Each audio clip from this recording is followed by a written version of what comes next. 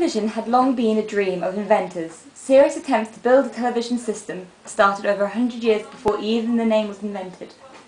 Up to the 1920s, television was still called by a variety of names, including radiovision, seeing by wireless, distant electric vision, phototelegraphy, the electric telescope, visual listening, telectroscopy, hear-seeing, telephonoscope, audiovision, radio movies, the radio kinema, radioscope, farscope, optophone, mirrorscope.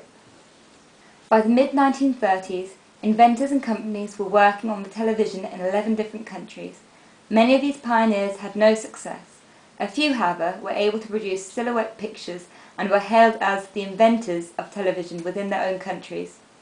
Thus, the French say that both Bellin and Barthélemy were the inventors of television. The Japanese believe it was Takayanagi, and the Russians say Boris Rosing. The Germans need Nipkow or Colois, the Hungarians von Mihaly. In the USA, most people believe it was either Jenkins or Farnsworth, and in the UK, we have the choice of Campbell Swinton for the concept or John Logie Bard for television's practical demonstration. Although several pioneers as far back as the 1850s were trying, there were 4 key technologies that had to be developed before any form of television could become a possibility. These were a device to change light into electrical current, a device to change electric current back into light, a scanning device to break the image up into small elements, an electronic amplifier to increase weak signals to a usable level.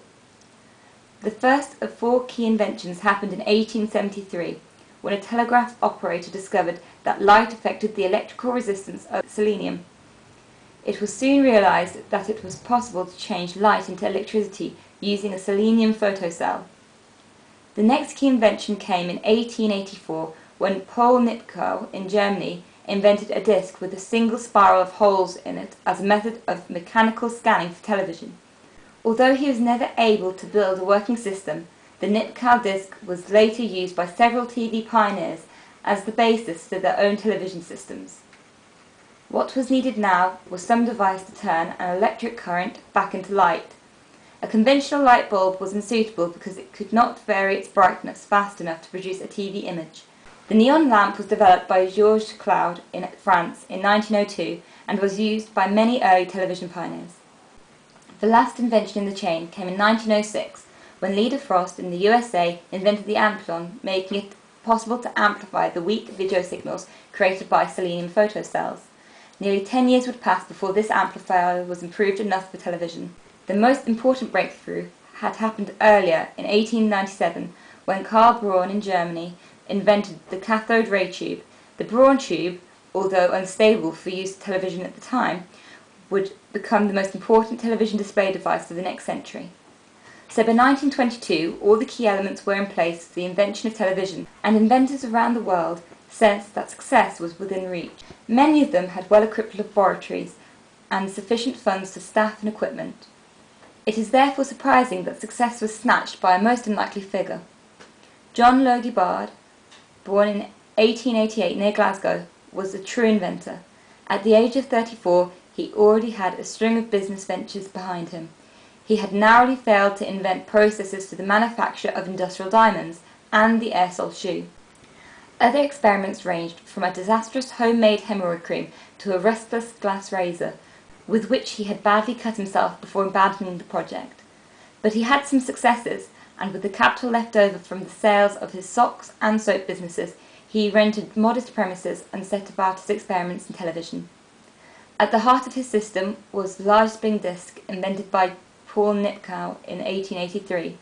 The arrangement of the holes in the disc would scan the image to be televised, but when the holes proved inadequate, he fitted them with lenses that would emit more light. He designed bigger and bigger discs with larger and larger lenses, accumulating in a disc over 8 feet in diameter. Running at full speed, it was lethal. The heavy lenses flew off, bursting into shards of glass as they hit the walls, while the now unbalanced disc leapt about the laboratory before destroying itself.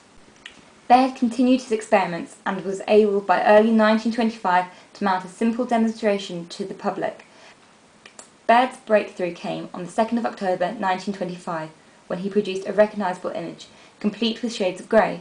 On the 26th of January of the following year, he gave the world's first public demonstration of television. A prolific inventor, by the end of 1928, Baird had gone on to claim a number of firsts. He developed a system of colour television in 1928.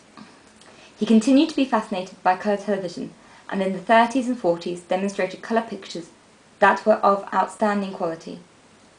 He demonstrated 3D television in August 1928. His demonstration of infrared television, the basis of many modern CCTV security systems, caused a huge stir in the scientific and military world. Some 34 years before the USA claimed success with the first transatlantic television pictures, Baird succeeded in transmitting live television pictures from London to New York. Foreseeing the need to be able to record television programs, he developed Phonovision, a system of recording television onto discs. Baird was unable to successfully replay these recordings in 1928, but they have recently been restored and the world's first video recordings can now be seen.